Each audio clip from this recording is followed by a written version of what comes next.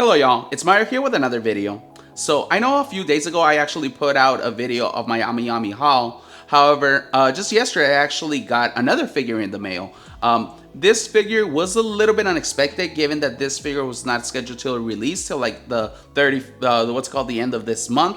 However, they very quickly gave me a notice that my order had shipped and I instantly received it like by next day. So yeah, so if you saw the thumbnail, you already know which figure I'm talking about. That would be Boa Hancock from One Piece. And this figure is actually by Megahouse, but also Alter. Now, I'm very curious to see how this figure turned out, given that I was on MFC and I saw a lot of people commenting that the figure unfortunately did not deliver. And what I mean by that is that a lot of people were saying that the face did not match the prototype, as well the skin tone wasn't accurate to Boa Hancock, which a lot of people were very surprised considering that aside from Megahouse, which usually does the One Piece figures and is always spot on, Alter was involved with this one. And Alter is also a phenomenal company. I'm a big fan of Alter.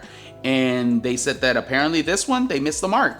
So I'm actually very curious to see if that is true, or it might be one of those things where quality control was just kind of not there and everybody kind of receives different quality figures. So anyways, enough of me talking and let's check out this Boa Hancock figure. All right, so I do have the box right here. It is a bit of a big box, not too big, but big enough for shipping.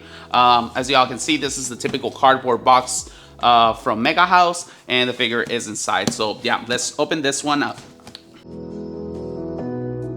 Alrighty, so here we have it. As y'all can see, it's quite a big figure. The box, pretty nice box, honestly. I think it looks great. I really do like these boxes from the Maximum lineup, and it is the One Piece 20th anniversary. So the box, great box. So okay, I can already see the face, and I don't know, it looks all right to the pictures. So let's open it up. All right, guys. So here we have the figure. Not too bad, not too bad. I think she looks pretty decent. Let me push out this foam. Whoa, that foam is really in there. Okay. All right, so here we have her, Boa Hancock. Hopefully the glare is not horrible. Let me just assemble the rest of her because Solom is actually missing the head. Ooh, Solom looks good. By the way, Solom is the snake. I think Solom is the name. It's been a minute. Let's see. Okay. Neat. Okay, that was pretty easy. As per usual, Megahouse Maximum figures tend to be pretty easy to assemble. So here we have her.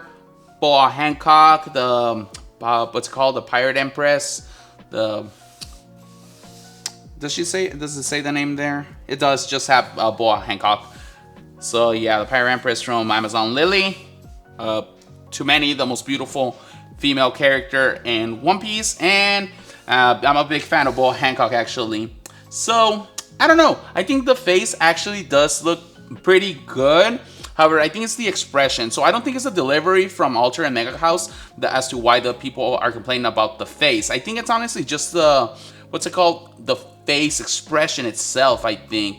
I think they could have done a little bit better with the expression of Boa. But then again, I think I can't really think too much how they could have done, what they could have done to improve it. I think I would have to go through like One Piece just to see whenever she's in combat and she's like a little bit upset, I guess, in the Marineford arc. Just to get a sense of what face would have worked better. But I think it's not horrible. Now, the skin tone, I don't know. Honestly, I do see what they mean. It kind of looks a little bit more tan, like almost like a reddish tan in the skin tone rather than kind of like a normal tan.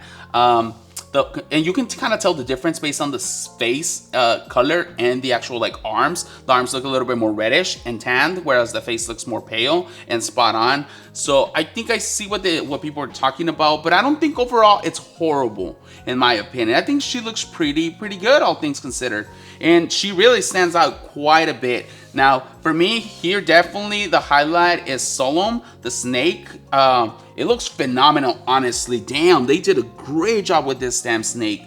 Honestly, yeah, that looks great. And then they add a lot of very good dynamic, like the entire body of the snake Solom kind of passing through Boa, and then she's standing on some rocks, which rubble always looks pretty good in the Megahouse Maximum figures, and the pose looks pretty nice. So overall, I do think it's a great figure. Now, these figures tend to be quite expensive. The Megahouse ones, they tend to be about 33,000 yen, if I remember correctly. I can't fully remember since I did pay this one in English. I paid it in English, so dumb. I paid it in US currency. The Crunchyroll store, I think, has it for 229 plus taxes, and it's free shipping. However, I'm an Ultimate fan, so I get a 15% discount. So I think I paid like $211, if I remember correctly. So I think it was pretty good. I'm not too sure if she is worth $211.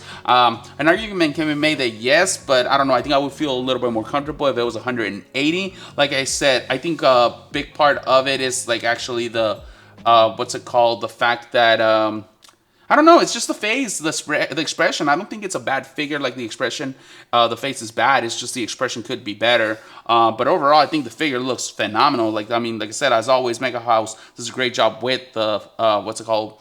The One Piece figures. And I think here it looks pretty good. Very good dynamics with the pose. The dress looks pretty nice, and the colors look pretty well. The purple looks good. The chest looks a little bit exaggerated, in my opinion. It looks a little bit bigger than probably in the show. But obviously fan service, I guess, if you will. And the leg's pretty long, as per usual, for Boa Hancock. So a lot of things I think are good in this figure. I was really concerned with the comments that I've seen. But honestly, I don't personally feel that it's that bad of a figure. I think Megahouse did a very, very good job. Now, like I said, whether it is worth like $200 and something, probably like $240 to $250 for people not getting that 15% discount, I'm not sure. However, I do think it's a great figure, especially if you're a Boa Hancock collector, because there's not that many figures of Boa Hancock that like meet the mark. And I think this is one of the few ones. Megahouse also has another one, but that thing has always been freaking inflated in price. Honestly, used, it's still like $350. So honestly, this is a very solid contender for that one, and I might say it might be a little bit superior. The other one is just a little nicer in the face because she's smiling, but this one is a lot more dynamic and extravagant, and it really stands out in your collection. So yeah, if you have the shelf space, this is definitely a must pick in my opinion, at least if you love Boa Hancock, because you don't have that many choices, unfortunately. So yeah, overall very happy, very solid figure in my opinion. So if you like Boa Hancock, I do recommend you pick this one up. And I will be displaying her probably with, again, one of my One Piece cards. And I think I should show you my Boa Hancock cards to y'all, just so you get a little sense of which cards I'm kind of collecting of Boa Hancock. Yeah, give me a second. Okay, guys, so I do have a few in here for you guys that might be curious a little bit about the One Piece CCG. I do have this Boa Alt Leader. It's kind of recent that this one came out. Still probably worth like $180, maybe $200 worth. So yeah, I have that one. Then I did have this other one from a while back. This is a pretty neat one. Then I have here Boa. This is actually pretty nice. That actually fits this one pretty nicely, but I'm still not sure which one I'm going to show. And then I have this weird, little bit different one. But yeah, those are a few of the cards of Boa Hancock I have. I probably have a lot more. I might be in the market to buy the manga one, but that thing's like $1,000. Probably like more than $1,000, probably like $2,000 or $3,000. But that would be nice to have in grade so I could have it displayed with this figure.